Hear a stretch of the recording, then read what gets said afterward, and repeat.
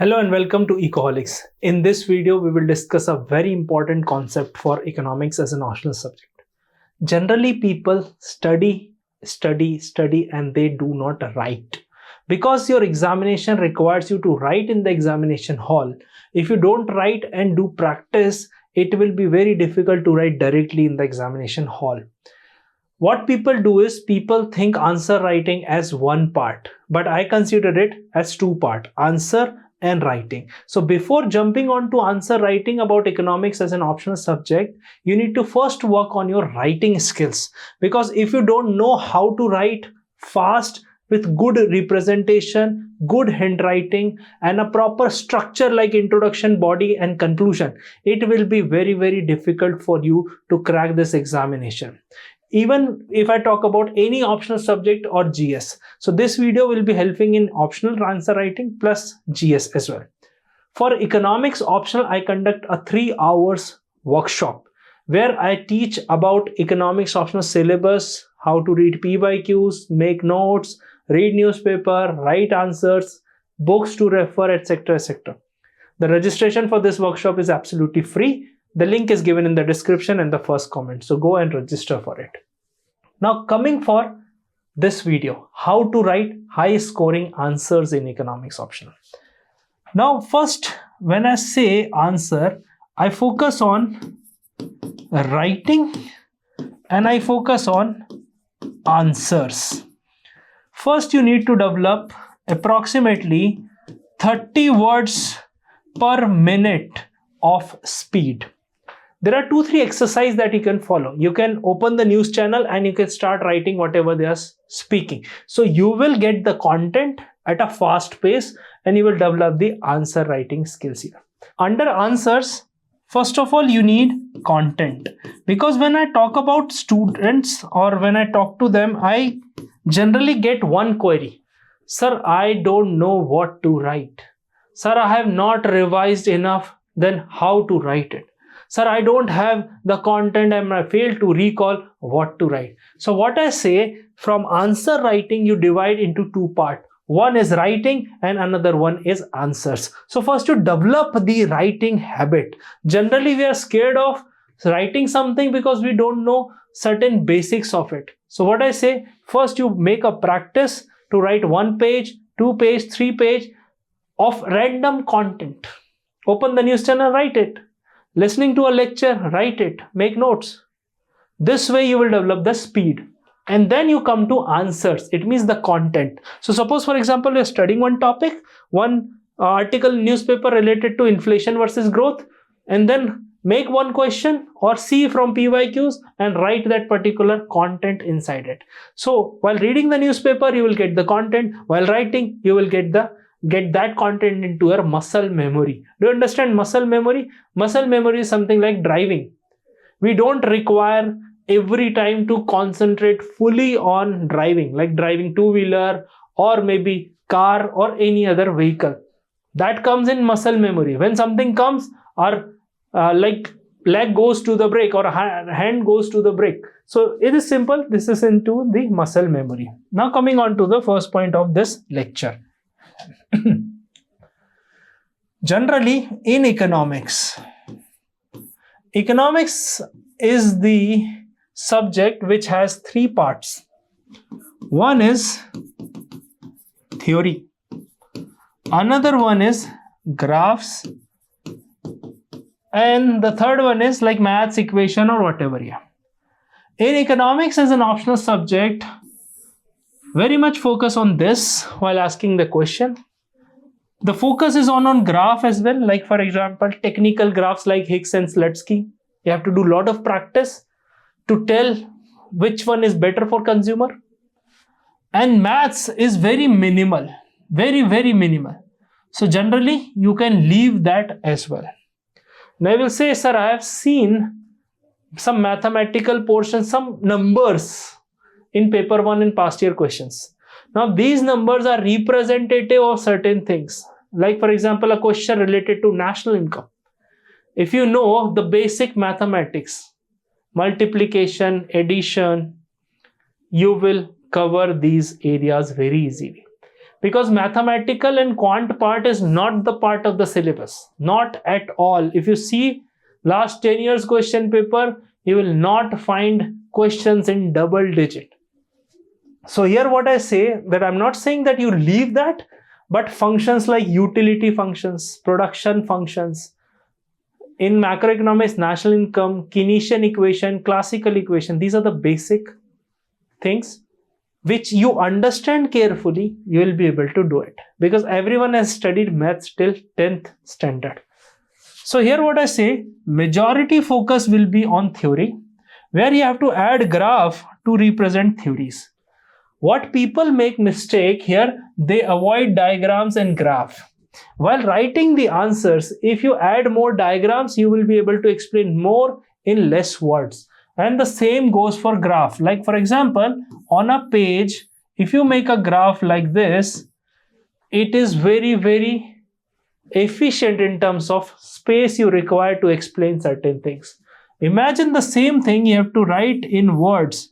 It will take too much time, as well as it will not have much space for you to explain that. Next is structure of your answer. Structure of your answer. Let's see that this is the answer, and here we have the question. After that, you have the things to write, where you have like certain margins in question come answer booklet, and you have to write it in the center portion. First mistake that people make is they write in one paragraph. So paragraph division is very important. Second mistake they write is they do not structure their answer. It means this space is for intro, this space is for body, and this space is for conclusion. Now why I have written the different size of fonts? Because introduction must be short, crisp and quick. Body is the main thing, which is like main function. So here I have content, keywords, data, facts, examples, whatever you have to write. And conclusion is not the summary of the whole answer. Conclusion is the some kind of a stand you have to take, some kind of a verdict that you have to provide at the answer, or at the end you have to provide a way forward. These are the some examples of conclusion. So here if you see, I generally say it's approximately 10%.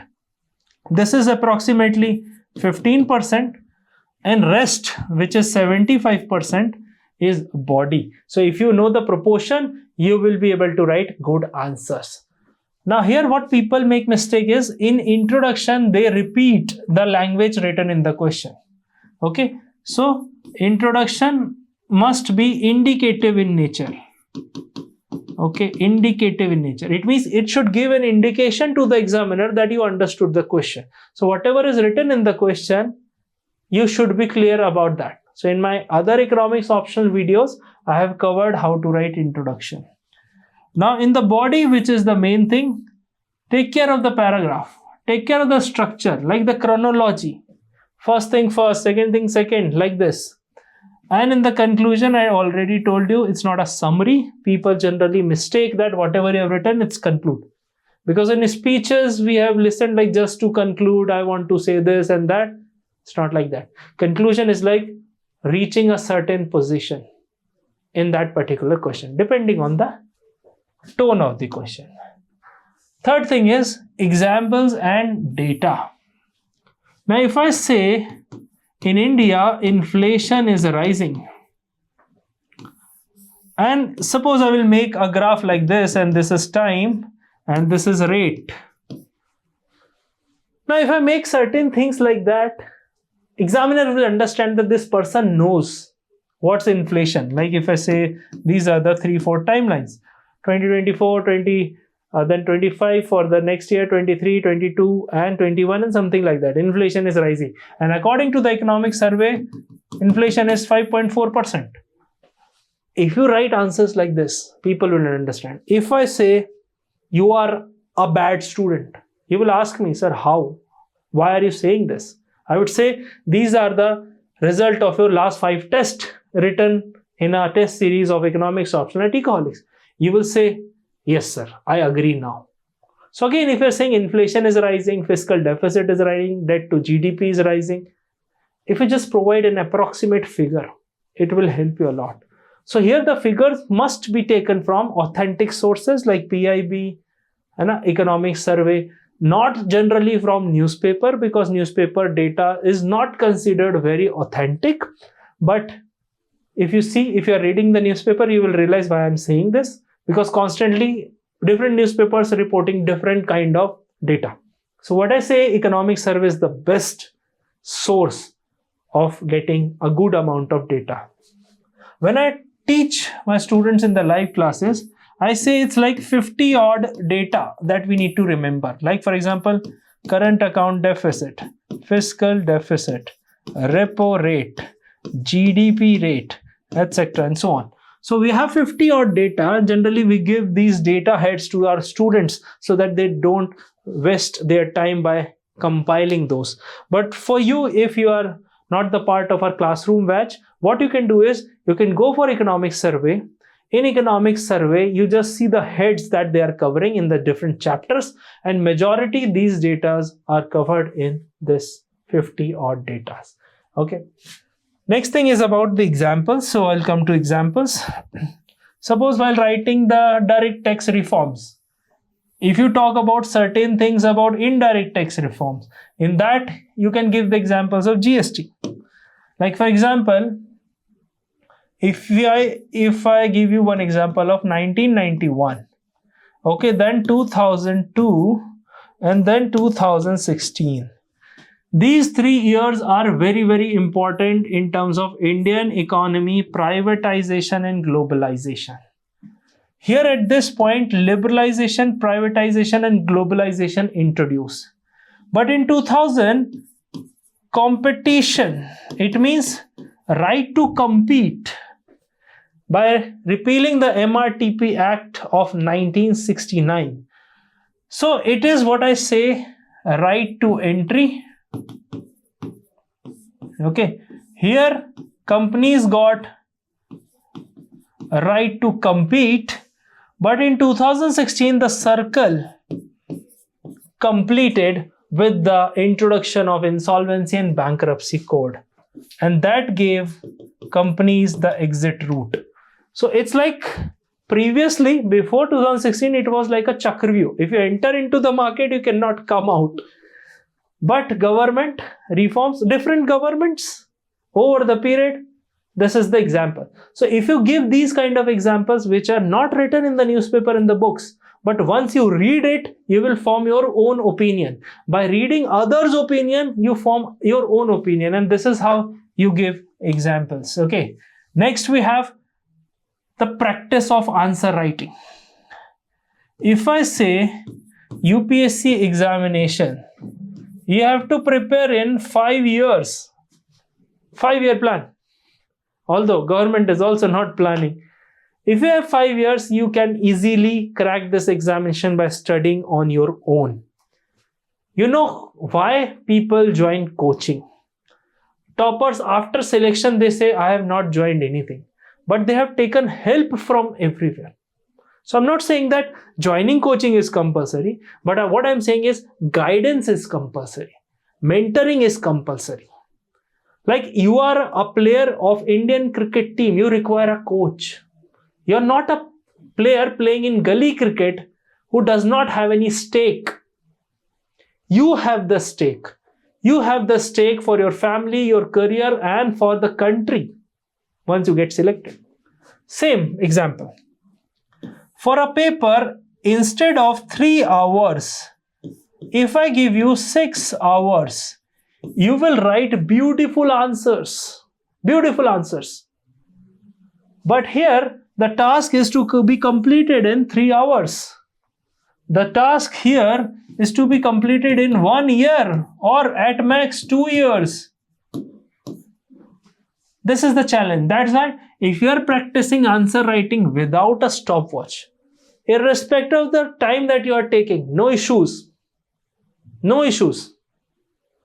If I say 180 minutes and approximately 20 questions you are getting, Okay, 180 divided by 20 is somewhere around 9 minutes. 9 minutes to write one answer. In that you have to read the question as well. Somewhere around 4.5 minutes you will get to write one page. If you do not build that speed, doesn't matter how much you know here, you will not be able to complete the paper. And if you don't complete the paper, you know the result then and there only. You don't have to wait for UPSC to release that. So what I'm saying here, without a stopwatch, if you're practicing answer writing, suppose for example, 9 minutes you are getting to write one answer. But currently you are writing an answer in 15 minutes in the stopwatch. It's not demotivating, it's eye-opening, what I call. People say, sir, I will demotivate by reading this. I would say, don't get demotivated. It's the reality. Even the examination, you will get the reality that is shocking. So what I say that from 15 minutes, you have to reduce to 9 minutes. It means you need to recover your 6 minutes to devote to another answer. So at least you know where you are currently standing. Last point in this video is conceptual clarity and revision.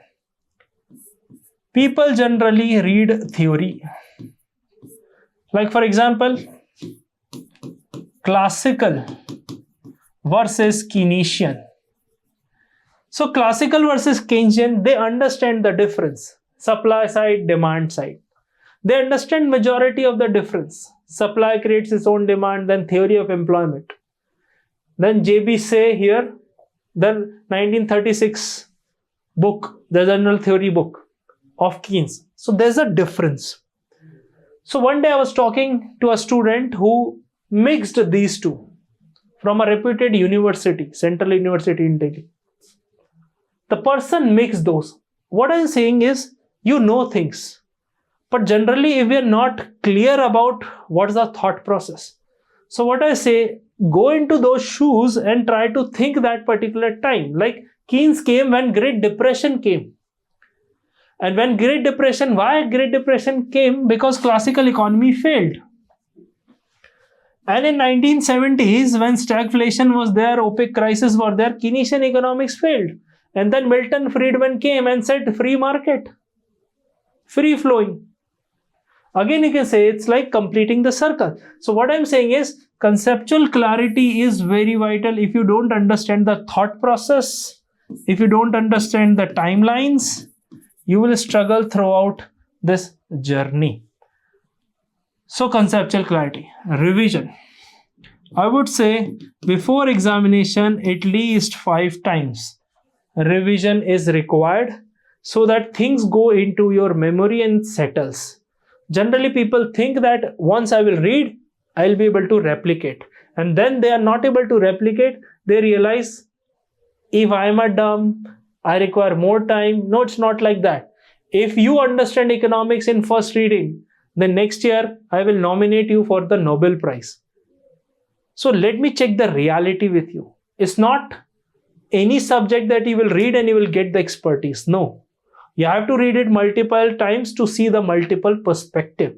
Like for example, you must have seen any movie 2 times, 3 times, any movie. Like I have seen Chak De India 3 times. And that too when it came. Every time when I watched, I saw a different angle in that. Same goes for revision. So I hope you enjoyed this lecture. You got the idea. For the 3 hours free workshop, I'm reminding you again, the registration is free. 3 hours, I'll decode the economics optional, syllabus, PYQs, notes, newspaper, answer writing, books, sources, etc., which is absolutely free. Register on the link given in the description. And subscribe Ecoholics to get more videos like this on economics optional. Thank you so much. Have a nice day.